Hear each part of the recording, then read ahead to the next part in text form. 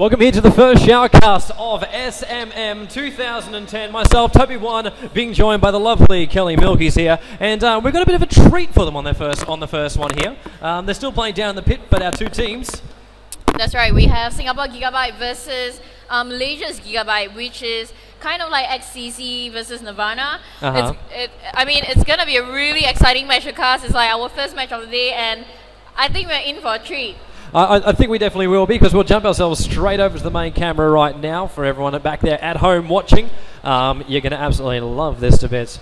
So yes, on the Sentinel side for tonight, SG jumping up to Nirvana will be for Scourge. I should say tonight mid-afternoon is what it's all about. Also just letting you know, for everyone who's actually here, the players can actually hear us. We're going out through the PA system here, the beautiful E-Curve in Malaysia. So there will be no strat calling, absolutely none. If Kelly does, we'll just have to hit her. If I do, well, I'll probably get the same treatment. But yes, so basically there's no strat calling because the players can hear us. So it's going to be a little bit different to a lot of what most people can actually hear during shoutcasts. Yeah, that's right. I mean, since we're doing a live event, we can't really tell you what they're doing. But I mean, we still can predict like what they're gonna do. What kind of strategy do you think they're going for based on their hero picks? We know like if they're gonna go like aggressive or if they're gonna go like passive. So What kind of like build do you wish to see for this game? Like a more aggressive one, or kind of like a what? 5 minute. You've got to lock in aggressive, not aggressive like 5 intel push straight up the mid. That would just be completely ridiculous. And I've only ever seen that once before at a WCG. Bad event. But I would like to see like a bit of a mixed balance. Like at the moment, like it hasn't really been farm orientated, it hasn't really been massively gank orientated for a lot of the lineups we've seen from DOTA from the late. But I'd like it has always been balanced. Like have you a little bit of early burst damage, see if you can get yourself in there. There's always a great carry. So you look to see the Shadow Fiends out there. Brewmother's actually not banned up just yet, but they have removed out Pugna, Shadow Priest. Shadow Priest, one of those heroes which a tanky lineup. You throw a Shadow Priest on top of there, it's impossible to kill them. I'm really happy to see Visage taken out. If everyone remembers SMM from 2009, Visage is a hero I don't think any of us want to see for at least another 2 years, even though it has actually been working with the Revenants. But yeah, I want to see a good aggressive lineup, because it's always about how the players play.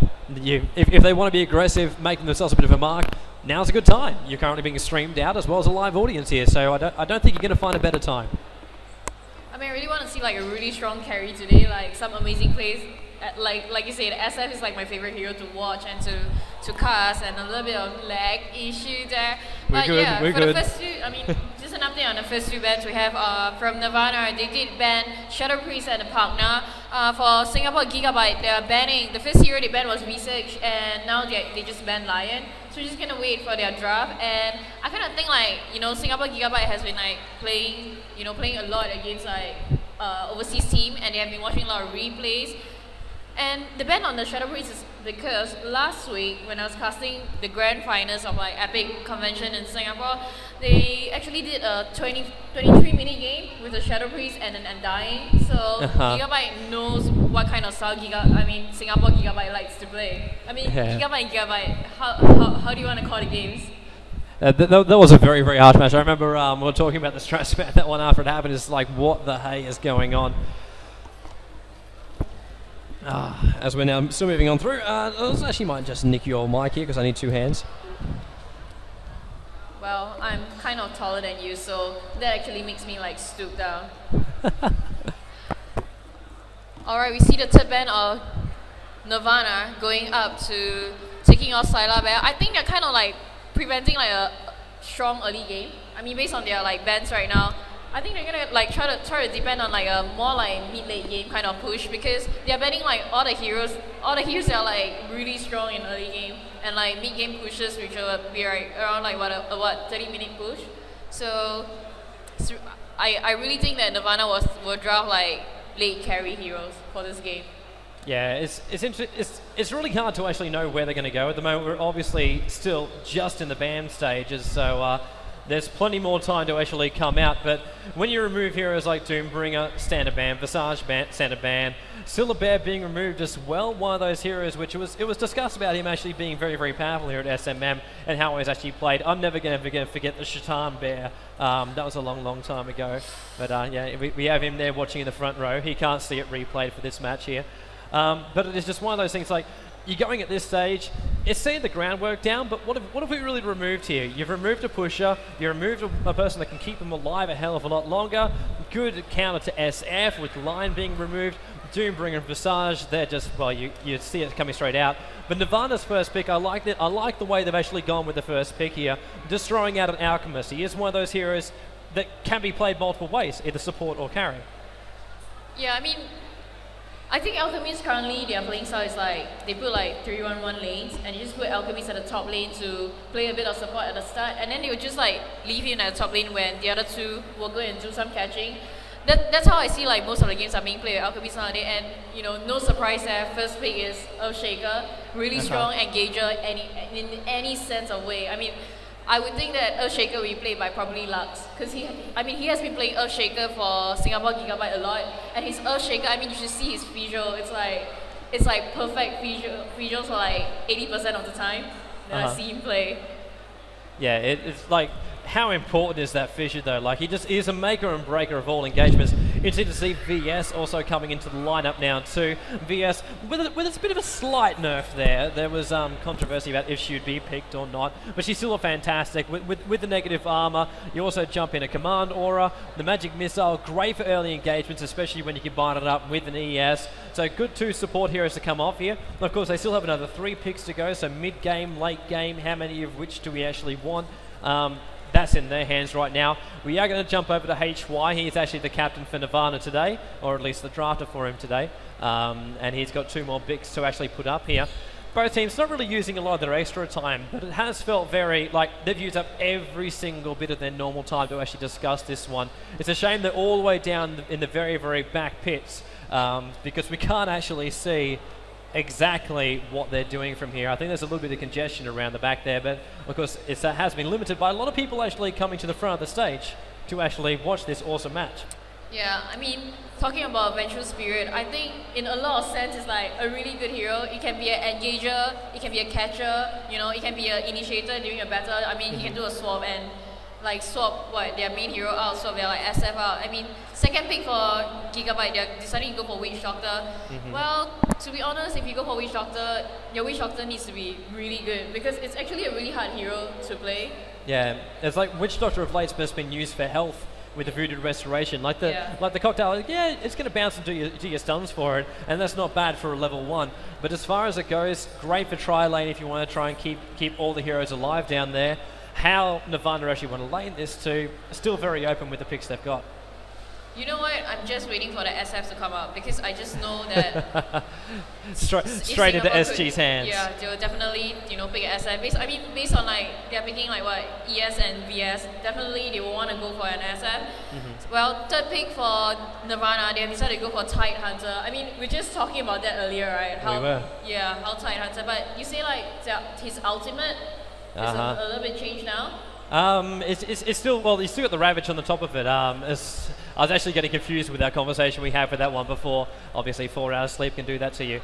But you still have the Ravage, which is going to come out, so it's a massive, massive AoE stun. I'm really hoping Syndra over in Denmark is currently watching right now, because we've had massive, massive debates about the fact, should Alchemist be picked, should Tidehunter be picked, let alone picking them both in the same lineup. They've got to go for the big AoE, or at least try and hold them out right now, because obviously the Ravage can hold them in place. Toxic Spray is an absolute pain in the butt. Then you bounce the Witch Doctor stun over the top of it too. SF would be not too bad. Windrunner actually coming up now for SG2. A good counter to a very good tri-lane, which you know is going to come with the Witch Doctor in the lineup. But I'm just interested to see how Nirvana actually go, what kind of spells they actually go from here, as in hero picks, to actually keep that full AoE pressure going on. Yeah, I mean, definitely they will go more for AoE heroes. I mean, as you can see, the heroes that they pick are like Witch Doctor, Tidehunter. They want to go for like they want to start the engagement first. They will want to initiate the engagement and just catch Singapore's Gigabyte before Gigabyte can like swap anyone out or catch anyone in a stun and just pop an echo down. That's what they're definitely looking for. So it's kind of like who gets the dagger first. That's gonna be like a kind of game changer. Ban on a Tinker there from Nirvana. Is that a respect ban or something? Well, I mean, to be really, really honest, do you think Tinker will be useful for Singapore's Gigabyte draft currently anyway? I really think like they'll be looking more for like an AoE hero. Well, he still has that, well, obviously the Goblin March, which will come over the top. But I'm just wondering if SG just said, you know what, Tinker can push the lanes out well. You look at their lineup already, they are lacking a bit of pushing power. Like Witch Doctor, it's hard to push out in lane. Alchemist can do it with the Toxins, Tide Hunter. Yeah, that's kind of like what their bans are on, like, right? They like ban most of the early pusher strong heroes. So probably looking at a really late game. There goes Brood. Like you said. Yeah, there goes your Brood Mother, and you're looking forward to seeing PL? With the Manta change, I wouldn't be surprised. I don't know if he's going to be picked in this lineup. As far as pushing power goes, it's not a bad thing. Morphling's still in the pool as well. Personally, I'd rather like to take Morphling over PL. PL is strong, but if you put a Morphling and a PL on either side and you decide to Radiance push, then your PL becomes useless. The push is cannon instantly, and yeah, it's a time for tears, basically. Very, very, very quick recap for the bans and the picks that have actually come out. Banned so far, Visage, Lion, Doombringer, Broodmother. That's all been banned by SG. Nirvana taken out, the SP, Pugna, Syllabear, as well as Tinker. And there goes Morphling. I think the guys are listening to me. But Morphling is taken out. That, of course, does take out a lot of the edgy carry. Like, you're still going to have your DPS, it's going to come from Windrunner. But you just look towards this Nirvana side at the moment. Where's their major DPS going to come from? At the moment, they've got good stunners, they've got good ability to actually hold them in place.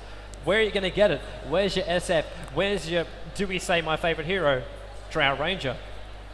Well, I kind of think we will be looking at a Medusa game right now for Gigabyte, for Nirvana Gigabyte, because I mean, they need a really strong solo laner, and for mid lane, I mean, I kind of think like Singapore would definitely want to go for the SF. The SF is like more pivotal in their draft than compared to Malaysia's Gigabyte draft. I mean, SF would be more important in Singapore's draft, you know what I mean? So, well, looking at the late game hero right now, I really can't see, you know, any that I can predict that Gigabyte want to go. I mean, are they trying to go for like a, what do you think? What say you?